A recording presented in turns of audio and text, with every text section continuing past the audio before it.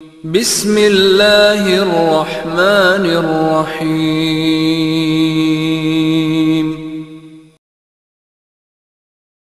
کتنے خوش نصیب لوگ ہیں جن کے دن کا آغاز نماز فجر سے ہوتا ہے اور سونے سے پہلے بھی وہ سجدہ ریز ہو کے اللہ کی نعمتوں کا شکرانہ ادا کرتے ہیں، اور جو دن خیریت سے گزرا اور عافیت کی گود میں نیند لینے کے لیے بڑھ رہے ہیں تو وہ شکرانے کا سجدہ کر رہے ہیں کہ مالک تیری توفیق سے مجھے خیریت سے یہ دن گزارنا نصیب ہوا۔ ہمارے بزرگ فرمایا کرتے تھے سونے سے پہلے 5 انگلیاں بھی گن لیا کرو، 5 نمازیں بھی گن لیا کرو۔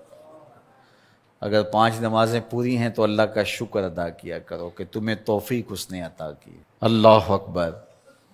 حضور علیہ السلام نے کچھ لوگوں کو دیکھا معراج کی شب کہ ان کے سر پتھروں سے کوٹے جا رہے ہیں، کچلے جانے کے بعد پھر دوبارہ سر صحیح کر دیے جاتے ہیں، پھر پتھروں سے ان کے سر کوٹے جاتے ہیں، ریزہ ریزہ ہو جاتے ہیں، پھر دوبارہ ان کے سر صحیح کر دیے جاتے ہیں۔ جبریل امین نے کہا حضور یہ آپ کی امت کے وہ لوگ ہیں جو نماز میں کاہلی کیا کرتے تھے، نماز میں سستی کیا کرتے تھے، نماز ان پر بوجھ تھا کہ یہ وقت ہو گیا ہے اب پڑھنی پڑے گی، دیر کرتے رہتے، پہلے پڑھنا ہی نہیں چاہتے تھے، اگر پڑھنی پڑھ بھی جاتی تو پھر نماز کی وجہ سے ان کے سر بوجھل رہتے تھے۔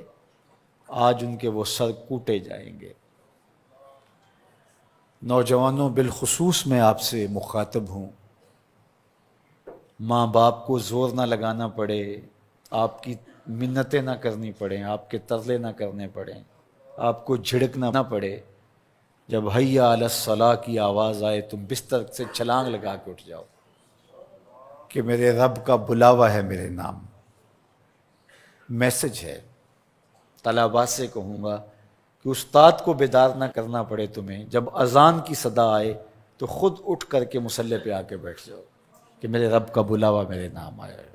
اپنے ہم عمر لوگوں سے کہوں گا طبیعت کی کمزوریوں کے باوجود رب کے بلاوے پہ مصلی پہ بیٹھ جاؤ۔ نماز کا چھٹکارا نہیں ہے، رستگاری نہیں ہے۔ زکوٰۃ نصاب پہ واجب ہوتی ہے، حج استطاعت پہ واجب ہوتا ہے، روزہ صحت کے ساتھ مشروط ہے، اگر شیخ فانی ہے یا ایسی بیماری ہے روزہ نہیں رکھ سکتا فدیہ دے دے۔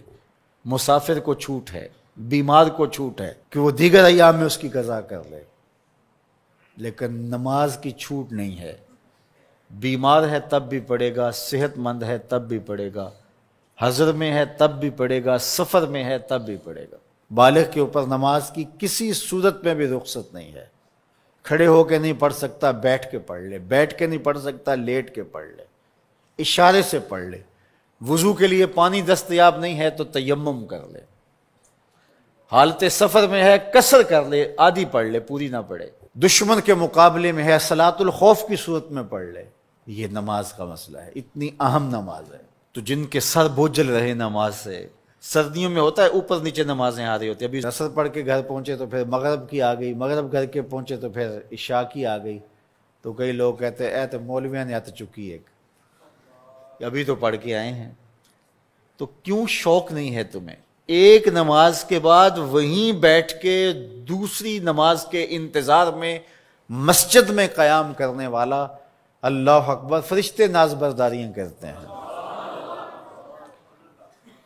مسجد میں صحابہ بیٹھ جاتے ہیں، ایک نماز پڑھی اب دوسری پڑھ کے جائیں گے، دوسری پڑھی تو اب تیسری پڑھ کے جائیں گے، اور جب نماز کا وقت آتا تو وہ انتظار کرتے کہ ابھی تک اذان نہیں ہوئی۔ اور حضور جب حضرت بلال حبشی رضی اللہ تعالی عنہ کو اذان کے لیے کہتے تو کہتے ارحنا یا بلال، بلال اٹھو ہمارے دل کو راحت پہنچاؤ۔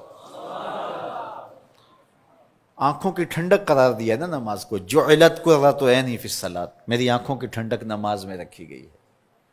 تو یہ دل کا قرار ہے، راحت قلب محمد ہے صلی اللہ وآلہ وسلم۔ اللہ اکبر۔ یہ معراج کا تحفہ خاص ہے جو ہمیں نصیب ہوا۔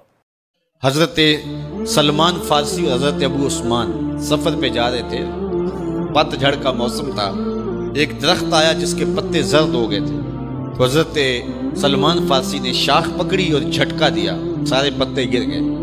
تو کہا ابو عثمان تو نے مجھے پوچھا نہیں کہ یہ میں نے کیوں کیا؟ حضرت ابو عثمان نے کہا میں نے نہیں پوچھا، آپ بتائیں آپ نے ایسا کیوں کیا؟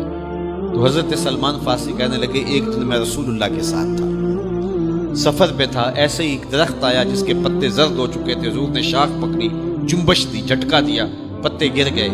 حضور نے مجھے دیکھا اور کہا اے سلمان تو نے مجھے پوچھا نہیں کہ میں نے ایسا کیوں کیا ہے؟ تو میں نے کہا بندہ نواز آپ بتا دیں آپ نے ایسا کیوں فرمایا ہے؟